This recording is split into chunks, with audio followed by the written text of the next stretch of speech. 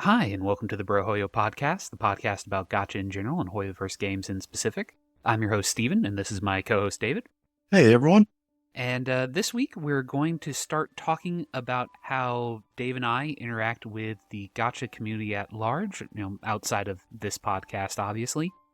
So, Dave, going to kind of open up with, as far as interacting with the community as a whole, are there any like in-person people that you interact with? I mean, obviously there's the two of us, we interact together, but is Mhm. there anyone else in your friend group or et cetera, that you talk about Gacha with?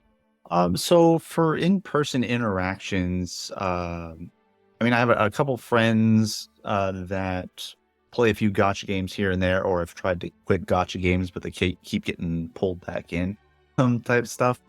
But as far as a whole interacting in person, I not so much. Like I haven't gone to like any conventions around town or anything like that. Or travel to go to any type of convention or meeting or social event. And I think also part of that too is in terms of being in the United States, there aren't too many like events Hmm. for specific gotcha games that happen. They tend to be more in the Chinas or the Japan or the Korea, regions of the world. Granted, a few have happened in the United States and I actually see more appearing, but they tend to be very coastal. Yeah. In terms of it's in New York or it's in Las Vegas, two very like the extreme sides of the country to travel to. It's either the far left part of the country or the far right part of the country. And regardless, unless you're like in that region, it's very far to travel to either one of those. They need to find a good like middle ground or like a central point that everybody else can maybe go that can't get to those major cities. But what about you, Steve? Do you have a circle that you interact with in regards to gotcha games? I mean, I'm going to be honest, probably outside of the people you're thinking of, I really don't have anyone else in my in person day to day life that also does Gacha as well. I'm pretty much the only person at my work or in my other private life events who partakes in Gacha. So, to be honest, that's part of the reason why I wanted to start up the podcast. I have as an excuse to talk about these things and kind of binge and share with both you and other people in the world. But yeah, unfortunately, not a large population of Gacha fans where I'm at. So And yeah, and you talk about, that's but again, part of why we wanted to start this to just talk about games and things that we enjoy and hopefully others, chime in with their experiences and we're grateful for that.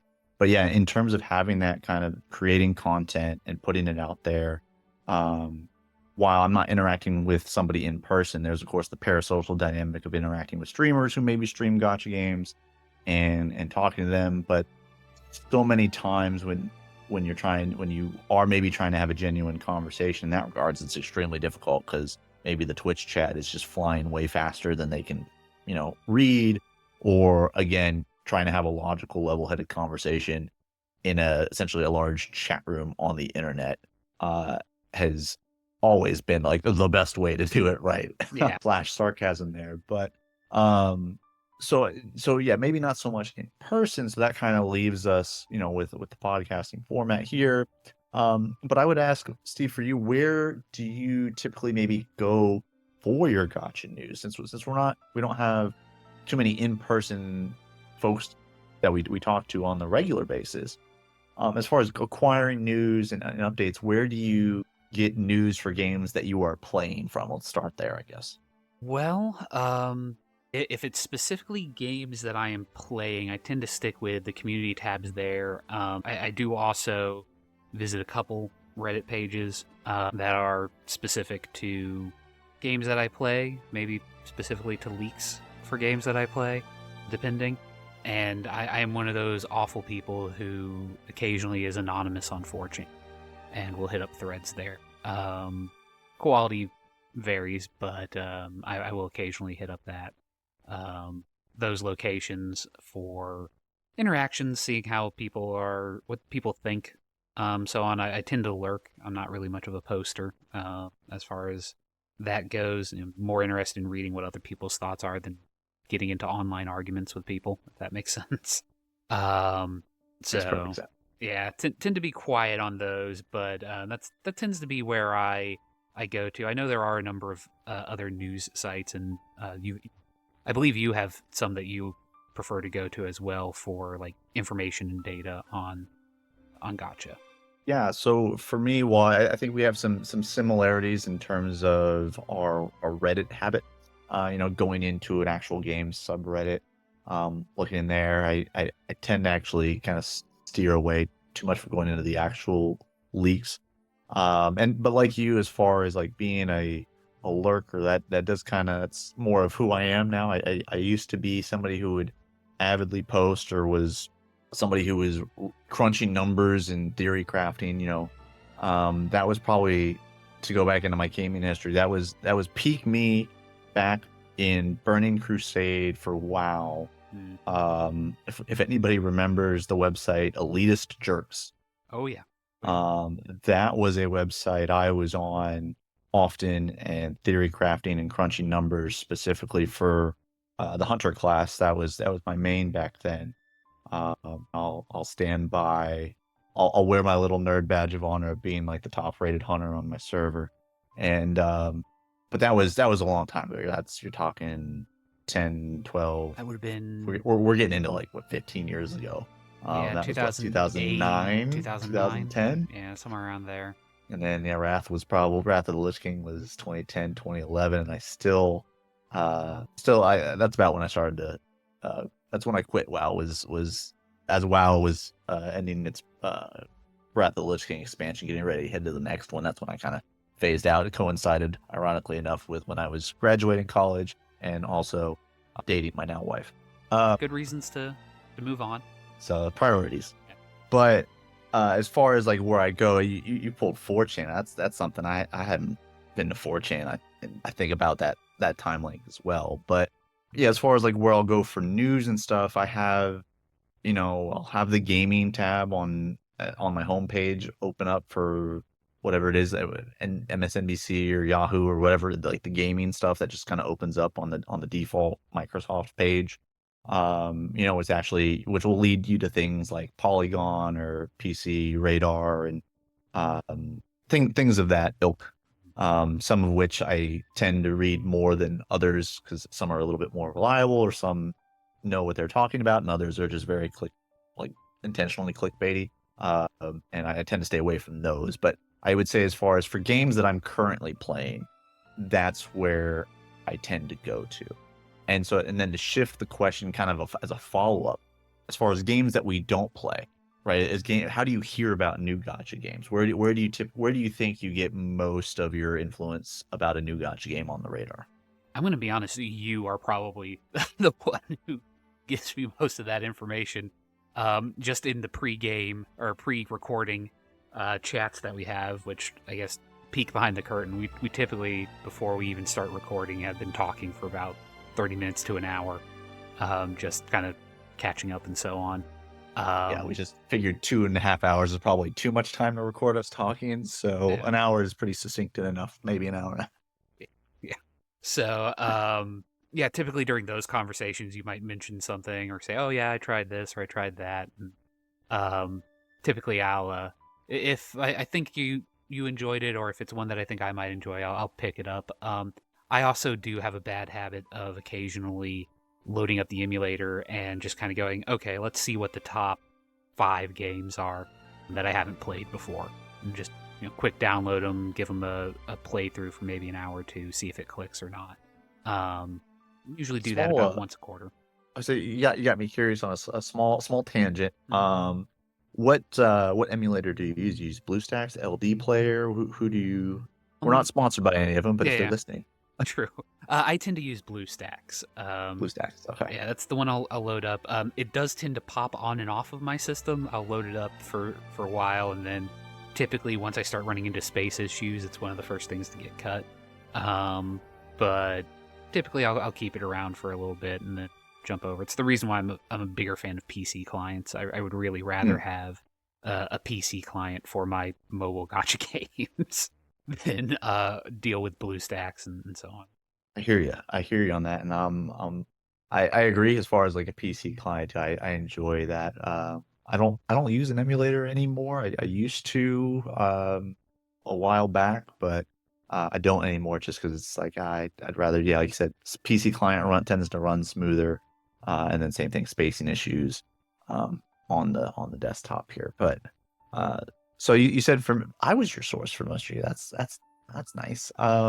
Yeah, so I mean, for me, for like new games, I tend to I go to a couple places in terms of upcoming gotcha games or games that are on the horizon, and so I'll probably the most basic rudimentary one is checking Steam and the new and upcoming or trending and upcoming ones.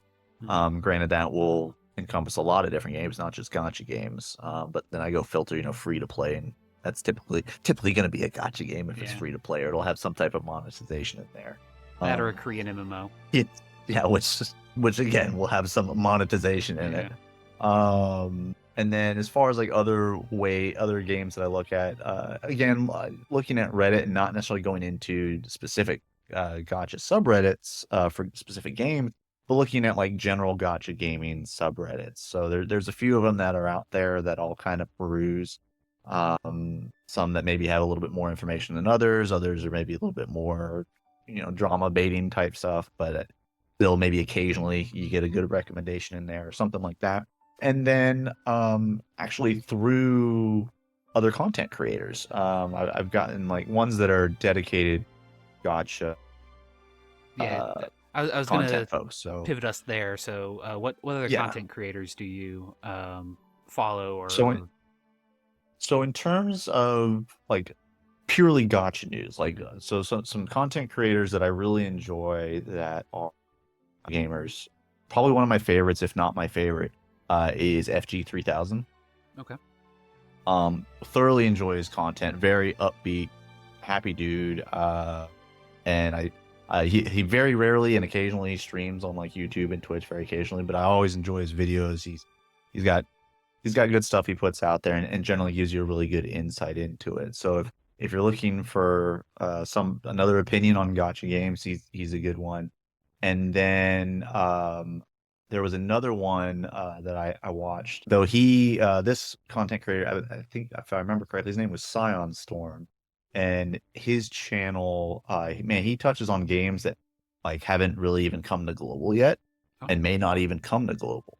And so while it's interesting to see the variety of stuff that he touches on, it's like I got to parse through, okay, which ones are actually coming to global, and then how long do I have to wait, yeah. right? So that's a fun thing to parse through. But he does a good job, I think, kind of showing you some good overplay as well. So those are two specifically gotcha gaming content creators that I enjoy going to. As far as other content creators that I enjoy that I would say dabble not only in gotcha games but occasionally some other stuff. So we've mentioned him in the past, but like Braxophone, Hmm. uh, he just comes across as like I would get a drink with him. Like he's just an awkwardly funny dude. I'm like, okay, we have a similar sense of humor. Both enjoy gaming. He leans more into Star Rail, Genshin, and Zenless Zone Zero, specifically for gotcha. And then he's done some other not off gotcha stuff, especially here recently. Uh, but those would probably be. I'll just go ahead and leave it there and limit it at like three content creators for gotcha game stuff that I'll follow, and usually get some good insight on upcoming games and putting new ones on my radar. Uh, is there anybody there that you have that because I know you also follow Braxophone, but anybody for you that you listen to that I should look into? It's not really for necessarily gotcha news, but I do enjoy Var. I think the actual channel is Vars 2 because he covers League, Smash Brothers, Super Smash Bros, and then he does gotcha on his second channel, which is Vars 2. And he doesn't talk about like he'll occasionally do reviews similar to the vein of like I Win to Lose and Goba, Gotcha Goba, I think, is another one. There's always the review folks out there who will like do character reviews and so on and so forth. But I enjoy Vars mainly because he'll talk about, larger trends in game design and so forth, specifically with Genshin and Honkai Star Rail and so on and so forth. I'm not certain I want our audience to listen to him because I have a tendency to steal um, perspectives from him because I think he does a very good job of laying out his thoughts and laying out his arguments for why he thinks, He makes very compelling, yeah, articulate arguments, and exactly, especially around game design and so mhm. forth, which is what his sort of bread and butter is. Um, my Zelonin pulls were primarily because he came out and was like, okay, she's broken. Like, here's all the reasons why she is just amazing. And that was really what swayed me. Um, but yeah, I feel like he's a good sort of more analytical game reviewy type. Not necessarily for other stuff. He doesn't. He occasionally covers like Wuthering Waves and a couple other gotcha, but he tends to stick with the MiHoYo stuff, similar to us. Are Um, are there any content creators that you watch for just purely entertainment? You're not looking for to learn anything necessarily or looking for information, but just like pure entertainment, grab the popcorn type stuff, whether it be because the content itself is entertaining, or do you even buy into like some of the content creator drama that people will spark amongst themselves? so I'm not really into the drama. I find it goofy. I'm going to be 100% audience. I'm going to be 100% honest audience, which is that you will probably never see me on Twitch. I don't necessarily find that format as interesting as I would more edited Let's Play style gameplay. Mhm. Um, it's a little bit too off the cuff. It's a little bit too drama heavy. Um, my controversial take, and I know I'm probably going to get crap for this, is that I always kind of feel that Twitch is like strippers for 12-year-olds, 12-year-old boys, where it's about attention baiting, in my opinion. Not all of them are that. I don't want to, paint with too broad of a brush here, but in general, it feels like the economics of Twitch are something that I don't really enjoy. So I tend to avoid streamers. If somebody puts up, Let's Play content or edited content, I'm more willing to follow that and review that. But if they're going to be getting Twitch drops in the middle of their stream and have to pause it in order to, engage in that, I'm not really interested, if I'm being 100% honest. Yeah, I think I get what you're saying in regards to how you view Twitch. For me, like, so I'll tune in to Twitch and watch various streamers for various reasons. But I think if you are going into it looking for gaming stuff, yeah, you can find stuff specifically kind of what you're looking for. Now, as far as like would I ever stream on Twitch, I'm not opposed to the idea. My thing would be is I don't know if I would stream if I could stream gotcha games because I don't know how long that would be entertaining for. Plus, if you're doing the story in a gotcha game, it's like, well, do the players want to actually do that themselves? So if I were to stream on Twitch, if that's something that people are interested in me doing, I would have to look at like what games am I gonna play? Like I probably the first and foremost, I'm pretty decent at team fight tactics. So I would, I could stream that. That can kind of be entertaining. Plus, it's a slow paced enough game to where you can actually read and interact with chat, and that's another important thing of it too. Um, and then if I were to do other games, we would do long narrative story based games, right? So something like Dragon's Dogma 2 or something like that. But then you run into your own issues with that. Like if somebody misses a night of you streaming, they miss a block of story and then they have to come into the next part, miss that. So there's a problem. There's an issue with that aspect of it. I'm not twitchy enough to do first person shooters anymore. My heyday was Halo 2 and we're well beyond that now. But yeah, I mean, as far as like for me in terms of going to Twitch or watching a stream, it's been interesting because watching gotcha game stream or gotcha streamers, Mhm. specifically like with Hoyo, how I was introduced to it, and like so I've watched a number of different ones over the course of time, and then it was funny. It's just interesting to me whenever they create drama between themselves or whenever drama occurs because it's like I watched both of these streamers and now they're fighting with each other type stuff. And I think some of it is, I think some of it's genuine, because at the end of the day, they are ultimately competing with each other for that slice of the pie. Um, so I'm not going to promote any streamer here or there in terms of entertainment or drama baiting, but there's one or two that I'll watch just pure popcorn. Just I want background noise on. Let's just see what are they doing today that's entertaining, or what's the drama? Just because I need 30 minutes of background noise to occupy myself.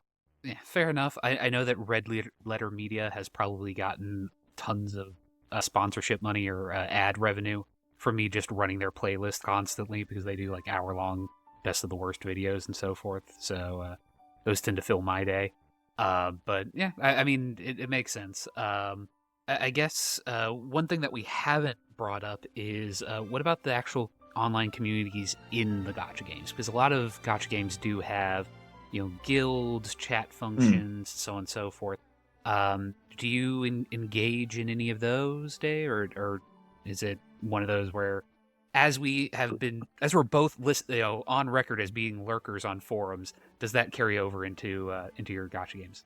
No, I mean, it depends on the game. So, I mean, for me, like, if we talk about Hoyoverse games, so we look at Genshin or we look at Star Rail, but I guess more specifically Genshin, joining other people's worlds and Mhm. actually having that co-op aspect of it. Um, there are definitely some rules and etiquette that go along when you enter somebody else's world, and I'm not opposed to people joining my world or going into another person's world if I'm needing materials. And generally, I'll try and help out or communicate with whomever, or if it's like a forced co-op event, Mhm. and let's say I just need one or two things. Like, let's say I'm the hunter in that particular event, I'll just put in the chat like, let me capture one of you guys, and that's all I need type thing. I just need one capture for this achievement portion for the rewards. Everybody else, you can work on whatever achievements you want. I'm not going to capture anybody else. And like, we'll have that dialogue, right? So I communicate in that regards. But in games that actually have like built-in guild chat features or things like that, um, for it's ironic for probably the more mainstream or popular games that have that, I tend to just maybe periodically I'll mention something or other, just periodically. So like in Nikkei, Mhm. it's like I'll go into the guild chat and maybe ask how other people's polls went, or when we're doing the guild raid type thing, just be like, hey, does anybody have a use that can do this? Because my team is one of the stronger ones in the guild, so it's like I, it's a wasted attempt if I go now and kill this to somebody of a weaker team that can go. But then in like the less mainstream ones, the ones that like you haven't really heard of and aren't very popular, Mhm. I'm actually probably more active in that just because there isn't really an offline community, and I'm trying to discuss like, hey, what should my team comp look like? What units have good synergy type stuff? Because I can't find anything online for this stuff. And then usually some people will know, or maybe there's a whale or two in the group and they can, say, hey, this is the team synergy, or hey, this is where this resource is, but yeah, it's all in Japanese or it's all in Chinese. So Yeah. unless you Google Translate, you're not gonna be able to read it. And even if you Google Translate it, it's not 100% right. Yeah. Maybe you get a general idea, but the specifics or intricacies maybe not so much. So actually, yeah. So in the less popular games, I'm actually more talkative and more going back into the elitist jerks days of talking and theory crafting and being like, hey, what's the synergy? But in terms of like mainstream or more popular gotcha games, it tends to be very short and concise, or maybe coordinating for like guild raids or guild events. But what about you, Steve? How about you in terms of games like Genshin?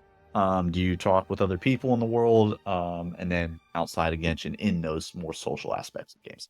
I think I'm pretty much on record as being fairly antisocial. In Genshin, I will occasionally let people into my world, but I'm gonna be honest. I tend to be one of the people that's like, I'm not gonna let you in. I'm only logged in for 5 minutes. I don't have an interest of babysitting you while I'm just doing my dailies and trying. If I'm have a longer play session, I'll let somebody join, and again, as long as they're not being jerks about something, that's fine. And again, the co-op events, I tend to be one of the people that keep my mouth shut and just sort of head down, do what I got to get done, unless somebody else engages, and then okay, fine. I don't have any problem chatting. It's just I'm not going to probably initiate it. For other gotchas, That trend tends to follow. Ironically, it tends to be the more popular games that I talk. I'm kind of the opposite of you, where in the more popular games I tend to be a little bit more chatty in guild chat and so forth. Usually because again there are other people who are engaged in conversation, so on and so forth. Um, I tend to engage into it a little bit more in the social um, way than necessarily looking for advice or so on and so forth. So when I tend to engage, it's because there's already people chatting. I'll join, especially if I've been playing for a while. If it's just one that I've only been playing for a week and I've gotten thrown into a random guild just to meet the beginner quest requirements, I'm probably going to be pretty quiet for a bit. But eventually I'll. Yeah, no, that tends to be the way I play. Tends to be the way I handle it. And yeah, and as far as like I said, joining the worlds, yeah, unless like if I'm in the middle of a world quest or something that has to be solo, yeah, I'll generally let folks in. But you gotta follow the proper etiquette, right? You come in, say, hey, whatever you want or need help with, like, hey, can I steal these materials for this character type stuff? And I'll be like, yep, or I'll be like, you can have what's left, but I farmed those yesterday, so they haven't respawned type stuff, right? So Yeah. there's an etiquette to it. Um, now, along kind of similar lines of social or talking to other people, um, I remember so games like they'll always have the share that like share your polls or share this for 100 extra gems or whatever have you, and you can Mhm. share it to Twitter or Facebook or Instagram or whatever have you.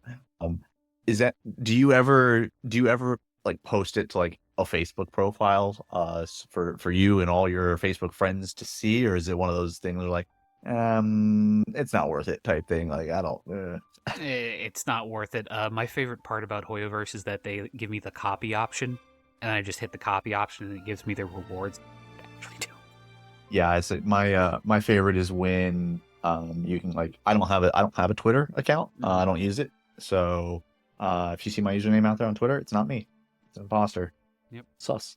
But yeah, so but my favorite is I click the Twitter thing, it pops up the Twitter page, asks me to log in. I'm like, nah, X, close that out. And then back in the game, it's like, here are your rewards. Like, oh, thank you. Yeah. Nope. Nope. Not a fan of those. And if they actually force you to like carry through on it, it's one where it's click the button and I get the rewards. I'll do it, but that's about as far as I'm willing to go.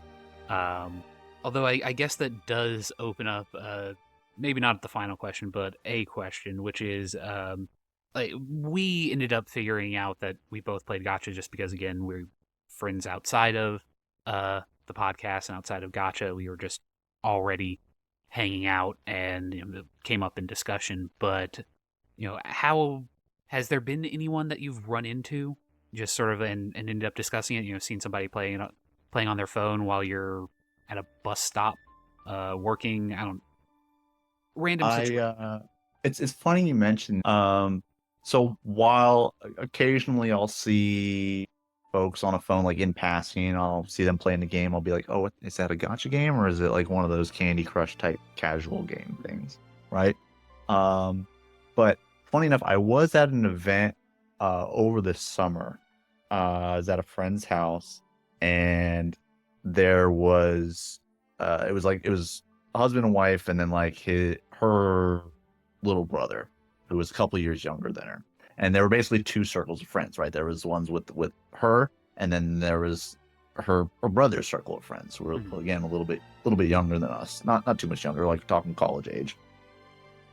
And we all end up, eventually, you intermingle and you socialize and you're getting to know each other. And, there's, oh, well, what do you do? Or what are your hobbies? And we talk, they mention video games. I'm like, oh, video games. Okay, cool. Now, yeah, I'm a bit of a nerd type stuff. I'm like, okay, well, what type of games do you play? And then they mention what type of games they play. And then they turn around and ask me that same question.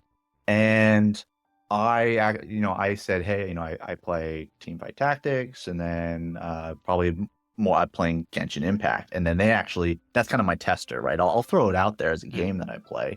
I'm not going to mention the specific genre. I'll just mention that one because it's the most popular one and it's the most mainstream one.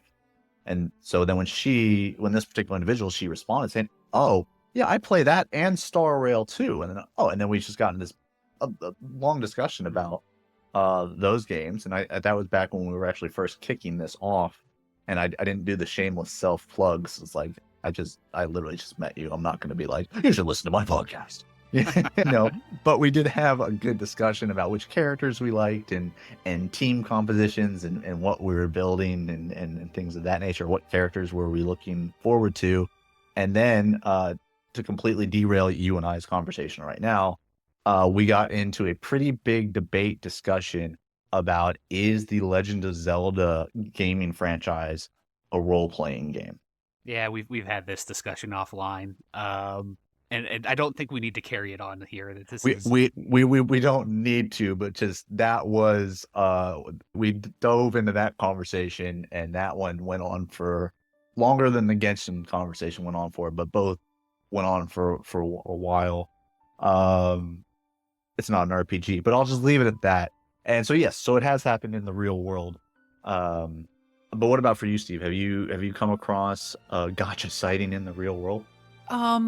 Not too often. I'm not going to say that I haven't met people once or twice. Never had quite the in-depth conversation that you had with this individual. Even if you are wrong about Zelda not being an RPG. But I do like the using Genshin as a tester. Just kind of like, oh yeah, Genshin Impact, because you are right. It is the largest game out there. It's the one that most people are likely going to be aware of, and serves as a nice segue into like, oh, okay, yeah, you do play Gacha, or you do play just Genshin, or you just play MiHoYoverse games, or you just, etc. It's a good jumping off point. I don't think that you could as successfully pull that off with something like, FGO or Girls Frontline or Arknights or so forth. So I do like that. I do think that's a good tip. FGO maybe, but only because of the IP itself and the popularity of the anime and how long it's been going on for. But I mean, Family Guy Online is pretty popular. I know. And you did just remind me. I did have a run-in. I was at a store, and they actually had gachapon machines. Okay. And so there was it was like a mother and then her daughter, and her daughter was between 6 and 10, and learned the pitfalls of gachapon. You put the $2 in, you spin the wheel. Did not get the reward that she wanted. I was like, oh man. I was like, yep, welcome to Gacha. Yep. Now, as far as seeing other people play in public, this is another topic too that I see on Reddit, and people ask, are like, are you comfortable playing gachas in public type stuff? Because some people believe there's some type of maybe stigma with playing them, or maybe they're embarrassed for the type of gacha that they're playing. This comes up, it's particularly like games like Nikke, or any other games that are like Destiny's Child when that was still out, or any other type of games that are maybe a little bit more fan servicey in that regards. And for me, I don't particularly care. Like I'll play Nikke in public if I need to get my dailies done and I don't have access to my PC client. Like I'll do it because I got to do it. It is what it is. But I don't feel any sort of stigma. But I think that's more because I'm an adult and I'm comfortable in my own skin and knowing who I am, and I understand that I'm never going to see this person again, and I don't have to justify my actions to them because it doesn't affect them. But I can understand maybe a younger generation's perspective as far as they maybe are still working through and finding themselves type stuff, and other people may interpret that as weird, but it's not weird. It's not weird. That's my PSA for that. It's not weird to play games. If you enjoy doing something and it doesn't affect other people, do it unabashedly, so because it makes you happy, and that's what matters. But what about you, Steve?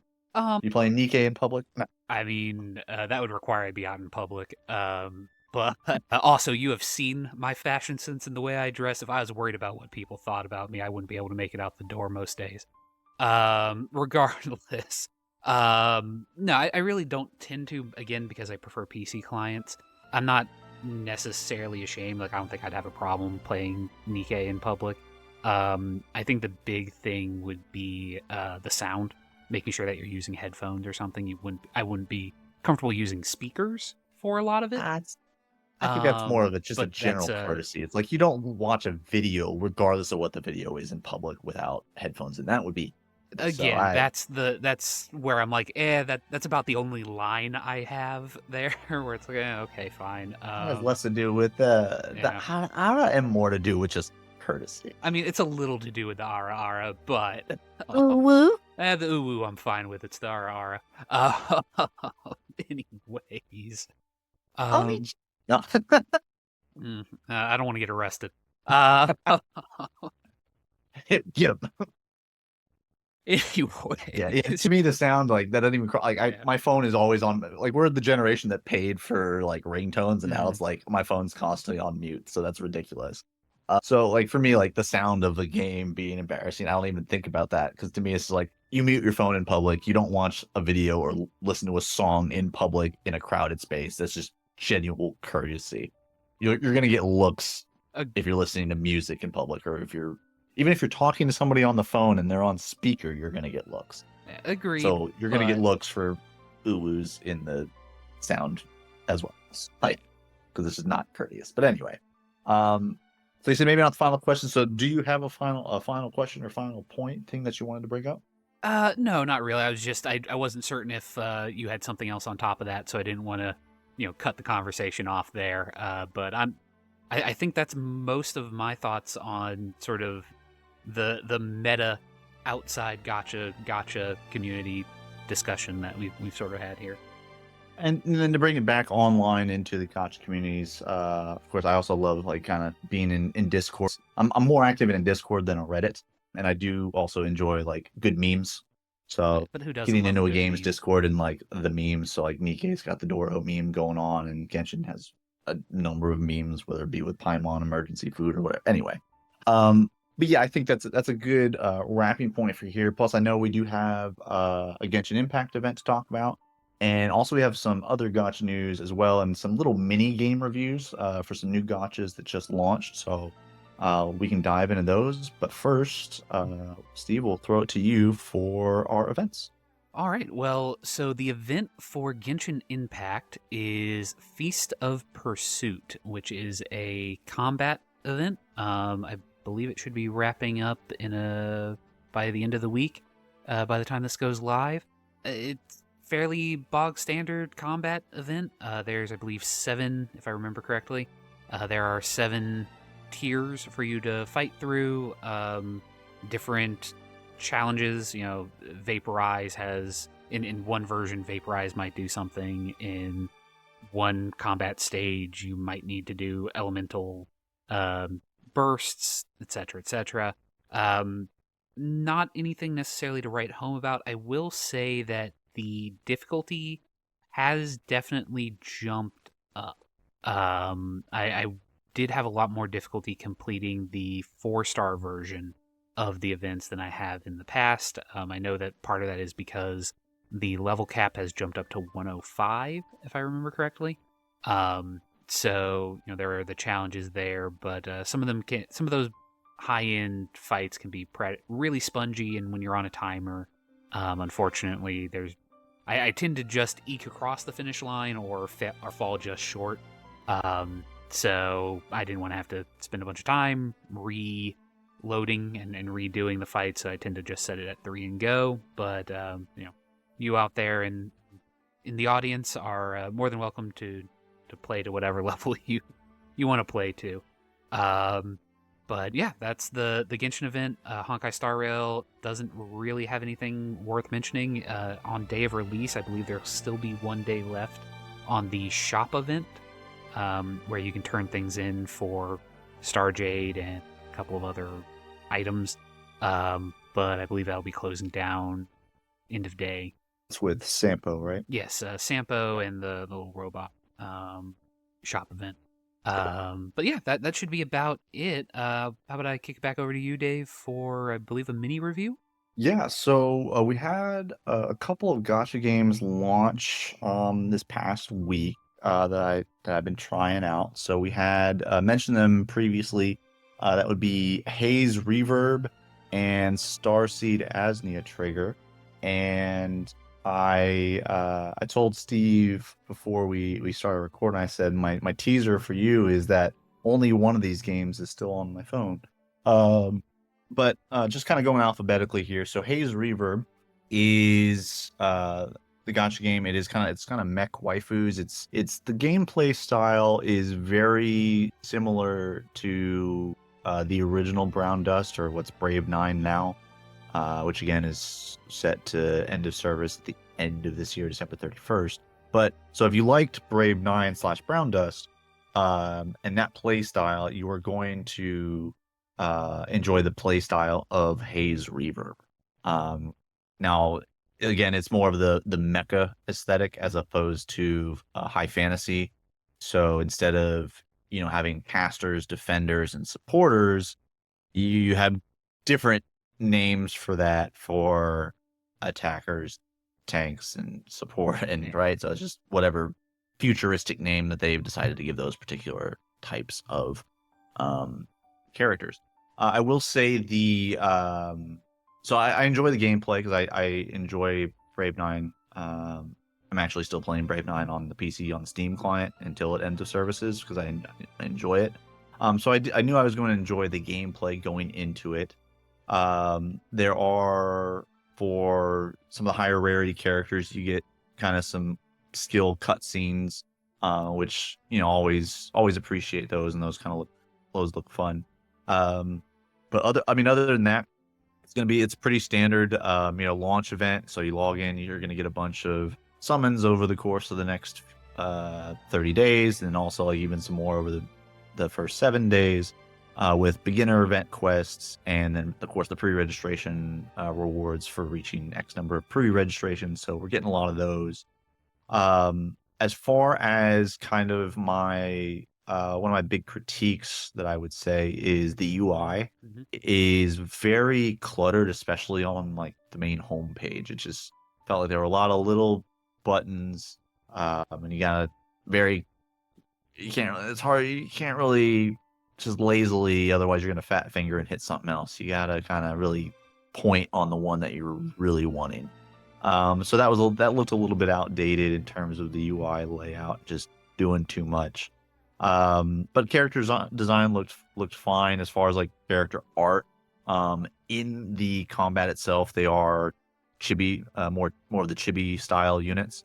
But they are more highly defined than, say, like Princess Connect was in terms of their chibi designs, or in terms of like Azure Lane and then their chibi designs, a little more 3D, as opposed to kind of flat chibis, if that makes sense.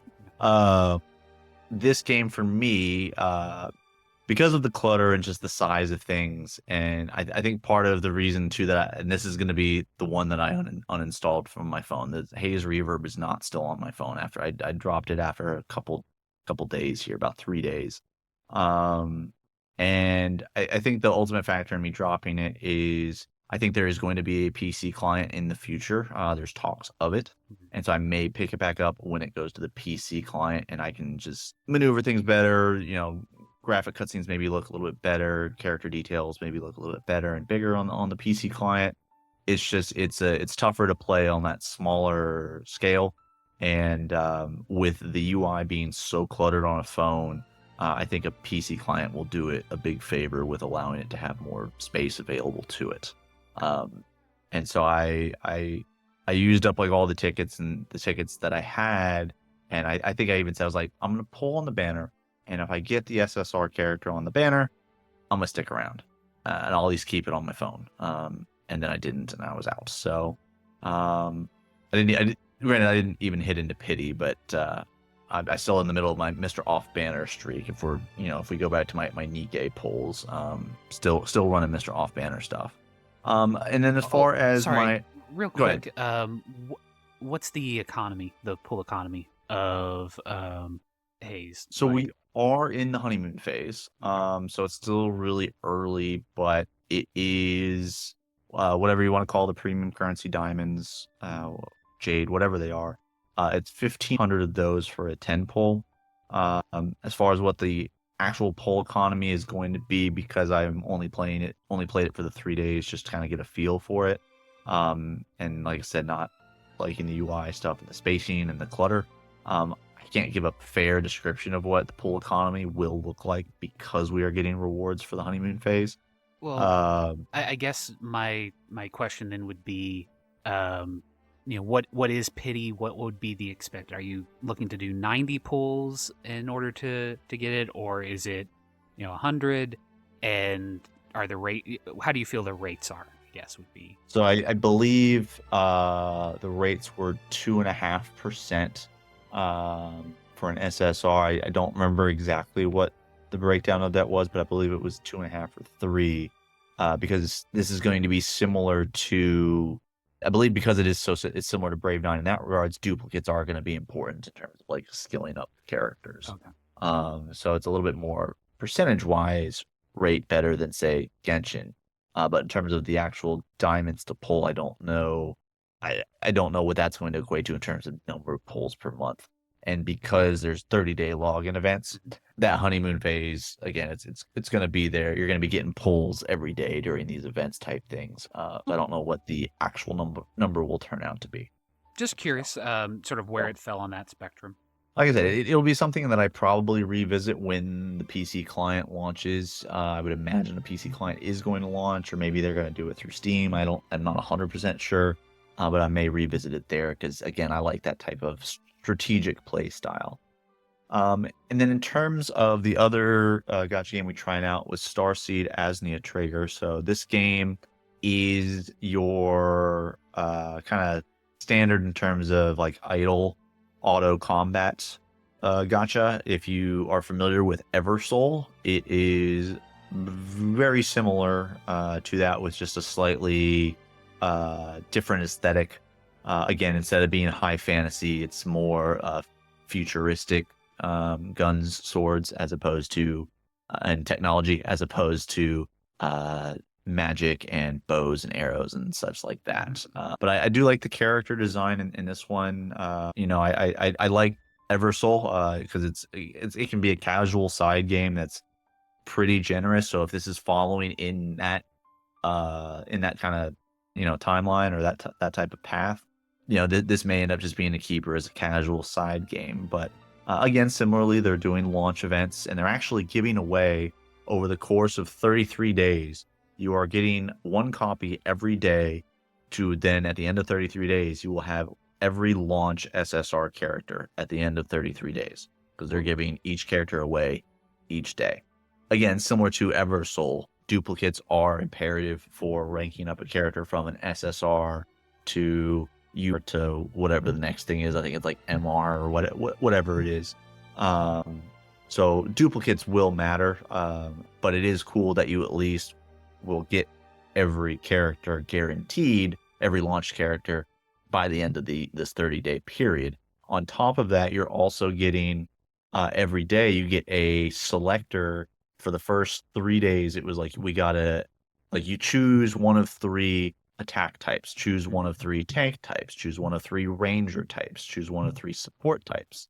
And then today's was choose any of the personalized, I'll use Hoyoverse terms here, choose any of the personalized light cones, right? So each character has a specific weapon for them that unlocks a skill or improves a skill rather. And so today's was I could choose any characters that I didn't already have, or even if I had it already, you can choose it because you can then level those up, right? Similar to Super Imposition in Star Rail. So they are being pretty generous with the launch in terms of letting you choose kind of how you want to structure your team, but then also ultimately giving you every character. They also have an event going on. So it looks like there are some skins in the game that are going to be kind of some cash options. But you have for this first limited banner unit or the first limited banner that's going on for the launch unit. If you get her to whatever rank, whatever, again, I don't know what's after you are, but whatever you get her up there, you will get her costume for free for completing that event. But again, it does require a lot of copies. I don't remember the exact number of copies that it takes, but it is a hefty bit. For gacha rates, for on this one, this is again similar vein there in like 2.5%, 3%, something like that. with the 50/50 to hit the unit that you want. But you're not. But if you lose the 50/50, it's not like the next one's guaranteed to be a 50/50. Again, Mr. Off Banner strikes again. However, you are guaranteed an SSR unit of any kind every 30 pulls. Okay. And then you are guaranteed the banner unit every 60 pulls. Or I believe it's a reward at 60 pulls, a reward at 120, and I believe every 60 is the banner unit. If it's similar to Eversoul does something similar to that. But sometimes they'll throw in the signature weapon instead of the character. So like you'll get the character the first 60 pulls, and then maybe the next 60 pulls you'll get the signature weapon. Is kind of what Eversoul does. I'm not sure if that's what Starseed does or if it's just the character every time. But again, you're guaranteed an SSR every 30, which could be the banner character, could be off banner. Then you're guaranteed a reward, which is the banner character at most of those intervals, every 60 pulls. And a 10 pull is 1,600 of the currency. But again, been pretty generous. Again, it's a more casual, friendly game because it's an idle game, but they have all your typical game modes. They have your tower, they have your standard resource grinding stages to go through. And then, of course, you have, being an idle game, you have your passive resource gain over time that caps out at 12 hours. So as long as, you check twice a day, you check in the morning when you wake up, and maybe you check in the afternoon after the dailies reset. And then knock out your dailies, which are fairly quick to do.